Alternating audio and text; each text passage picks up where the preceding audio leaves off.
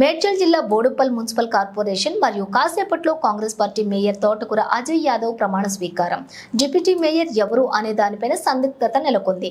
Boduppal municipal కార్యాలయం వద్దకు చేరుకున్న మైనంపల్లి హనుమంతరావు, మేడ్చల్ మాజీ ఎమ్మెల్యే సుధీర్ రెడ్డి, నక్కా ప్రభాకర్ గౌడ్, తోటకూర వజ్రేష్ యాదవ్.